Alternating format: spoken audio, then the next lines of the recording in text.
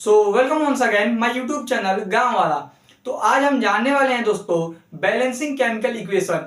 ये बहुत ही बच्चों को समझ ही नहीं आता है कि बैलेंसिंग केमिकल इक्वेशन क्या होता है, इसे कैसे बैलेंस करें, केमिकल को कैसे बैलेंस होगा। और बहुत बच्चे हार मान जाते हैं और इससे बोर्ड में क्वेश्चन भी आता है, ठीक है ना दोस्तों। तो मैं आपको बताने वाला हूँ इसको बिल्कुल एक शॉर्ट ट्रिक से। तो पहले आपसे ये मेरी विनती है कि आप वीडियो को शुरू के 2 मिनट बस देखें। मैं जब आपको एक इक्वेशन जो है उसको मैं बैलेंस करके दिखा दूंगा तो आपको भरोसा मेरे पे हो जाएगा कि हाँ ये बिल्कुल सही ट्रिक से, ये मेथड से क्या हो जा रहा है, ये बैलेंस हो जा रहा है। ठीक है, तो आइए समझते हैं दोस्तों पहला बैलेंस करके। ठीक है, पहले हमारा देखिए दोस्तों जो हमारा ट्रिक है वो ट्रिक क्या है। अब दोस्तों मैथ में आपने पढ़ा होगा कोफिशिएंट। क्या पढ़ा होगा? कोफिशिएंट। अब कोफिशिएंट क्या होता है दोस्तों? कोफिशिएंट मींस बिल्कुल आसान भाषा में सटा हुआ। कोफिशिएंट मींस सटा हुआ। ठीक, तो मान लीजिए अगर मैं पूछूं आपसे, अगर मैं आपसे पूछूं 2a, ठीक, तो मैं आपसे पूछूं a का कोफिशिएंट क्या है तो आप बताएंगे a का कोफिशिएंट क्या है? 2 है। a का कोफिशिएंट क्या है? 2 है। ऐसे मैं पूछ लूं तो यहाँ पे अगर पूछ ले कोई y का कोफिशिएंट क्या है तो आप क्या कहेंगे? 3 है। ठीक है दोस्तों, आप सोच रहे होंगे मैं आपको क्यों ऐसा बता रहा हूं, तो अभी आपको इसकी जरूरत यहाँ पढ़ने वाली है ट्रिक के लिए। ठीक है, अब देखिए यहाँ पे y का कोफिशिएंट 3 है, तो इसी तरह आपको भी यहाँ पे a b c कोफिशिएंट मानना होगा। a b c कोफिशिएंट मानना होगा। ठीक है दोस्तों, अब कैसे, बिल्कुल थोड़ा ध्यान से देखिएगा और आपको बहुत आसान भाषा में समझ आने वाला है। देखिए मैं क्या करता हूँ, यहाँ पे a कोफिशिएंट मान लेता हूँ, यहाँ b को कोफिशिएंट मान लेता हूँ और यहाँ c कोफिशिएंट मान लेता हूँ। ठीक है दोस्तों, मतलब कि अब कोई पूछे आपसे N2 का कोफिशिएंट A, H2 का कोफिशिएंट B, NH3 का कोफिशिएंट C। ठीक है दोस्तों, आपको इतना समझ आ गया। अब देखिए दोस्तों आपको करना क्या है, ये N2 का कोफिशिएंट A है ना, ये N2 का कोफिशिएंट A है, तो देखिए A वाला कितना है? 2 है। A वाला कितना है? 2 है, तो आपको कहीं लिख देना है 2A। कितना? 2A। A वाला कितना है? 2 है ना, तो कहीं लिख देना है 2A। ध्यान सुनिए दोस्तों, बिल्कुल अभी 1 मिनट के अंदर आपका आंसर आने वाला है। ठीक, 2A लिख दिया।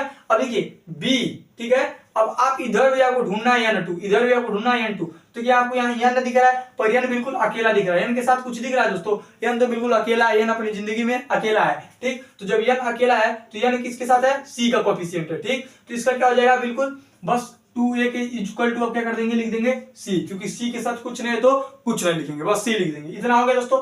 अब फिर हम आते हैं यहाँ पे अपने नंबर पे, यहाँ पे खत्म। अब देखिए क्या लिखा है? H2 और यहाँ क्या है? H3। पर ये देखिए दोस्तों H का कोफिशिएंट क्या है? B, और यहाँ क्या है? 2, तो क्या लिख देंगे? 2B।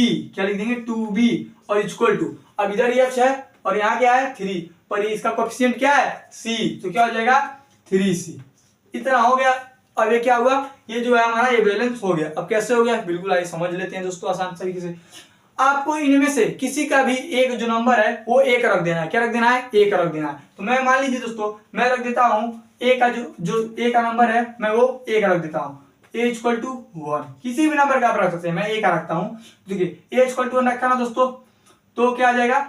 2 × 1 इक्वल टू C, तो 2, मतलब कि C इक्वल टू कितना आ गया? 2। C इक्वल टू आ गया 2। A इक्वल टू कितना आया था? मैंने माना था 1। और देखिए दोस्तों यहाँ पे एक और बन रहा है 2B equal to 3C, 2B equal to 3C। ठीक, तो देखिए आपको C का वैल्यू पता तो आप B का वैल्यू निकाल सकते हैं, आपको मैथ में पढ़ा होगा। 2B 3 × 2 3 × 6, ये 2B दोस्तों।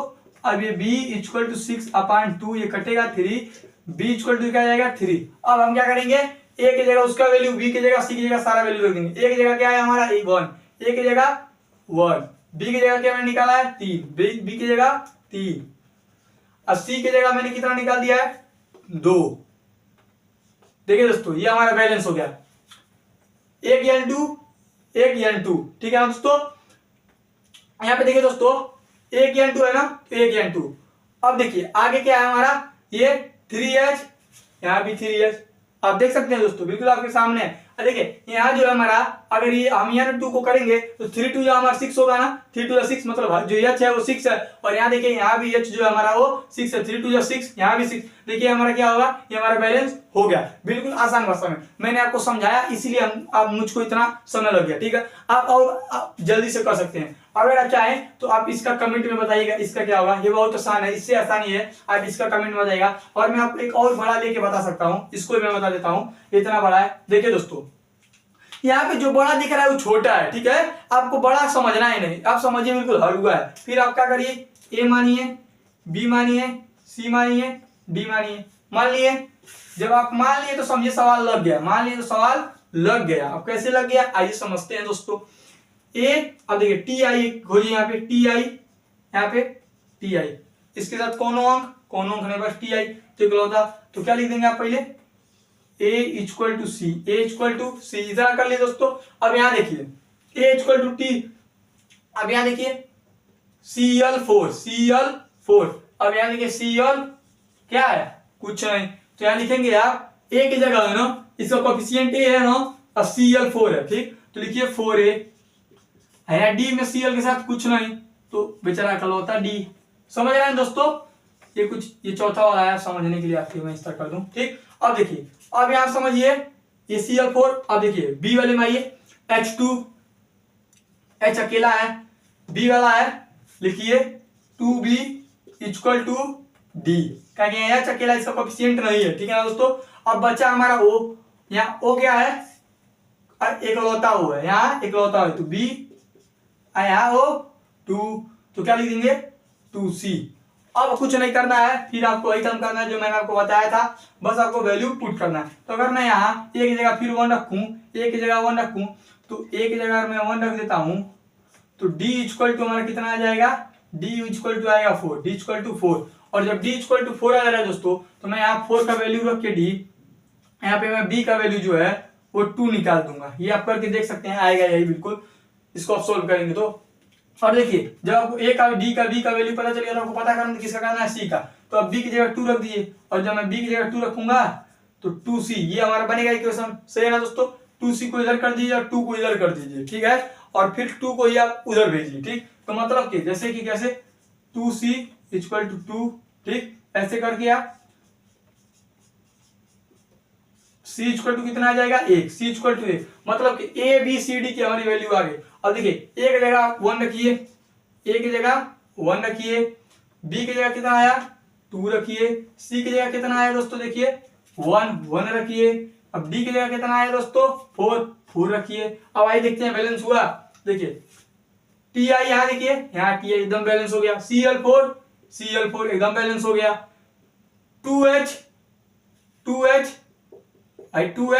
और 2 2 जा 4H एकदम बैलेंस हो गया, यहाँ ऑक्सीजन 2, यहाँ ऑक्सीजन 2 बैलेंस हो गया। मतलब ये भी आपने क्या कर लिया, बैलेंस कर लिया। देखिए इतने आसान और इतने शॉर्ट ट्रिक से मैंने आपको बैलेंस करके दिखाया, ठीक है दोस्तों। अगर आपको समझ आया तो आप इसका जो आंसर है ये कमेंट में बताइए हमको, और आपको बताइए वीडियो कैसी लगी, और वीडियो अच्छी लगी तो चैनल को सब्सक्राइब करें और वीडियो को लाइक करें।